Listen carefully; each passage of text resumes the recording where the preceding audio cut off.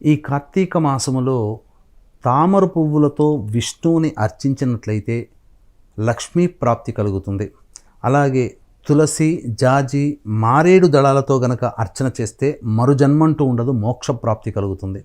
అలాగే ఏ వ్యక్తి అయితే అవిష పూలతో ఈశ్వరుని అర్చన చేస్తాడో లేదా విష్ణువుని అర్చన చేస్తాడో అతని యొక్క సమస్త వాంఛితార్థములు నెరవేరుతాయని చెప్పడంలో ఏమాత్రం సందేహం లేదు. అలాగే ఉసిరిక చెట్టు కింద ఉసిరికాయలతో ఈశ్వరుణ్ణి పూజించినటువంటి వ్యక్తులకి, విష్ణువుని పూజించినటువంటి వ్యక్తులకి ఇక ఎటువంటి అపమృత్యు భయదోషాలు అనేటువంటివి ఉండవు.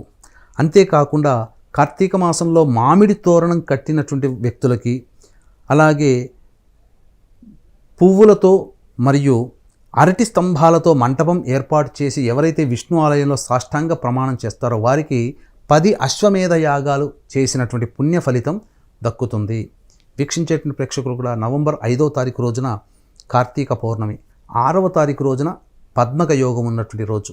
ఆ రోజున మీ జాతకరీత్యా కలుగు అన్ని రకాల సమస్యల నివారణకి మరియు శని ప్రభావం వలన ఇబ్బంది పడుతున్నటువంటి రాశుల్లో జన్మించినటువంటి వారికి, అలాగే ఈ అక్టోబర్, నవంబర్ నెలలో రవి, శుక్ర, బుధ, గురుగ్రహాలు మారిన కారణం చేత 12 రాశుల వారికి సమస్యలు, ఇబ్బందులు తప్పవు.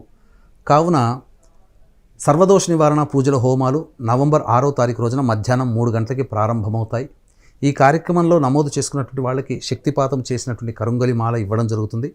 నవంబర్ 6వ తారీఖు రోజున మధ్యాహ్నం 2 గంటల లోపల స్క్రీన్పై కనిపిస్తున్నటువంటి నెంబర్లకి సంప్రదించి పూర్తి వివరాలు తెలుసుకొని మీ గోత్రనామాలు నమోదు చేసుకోవచ్చు.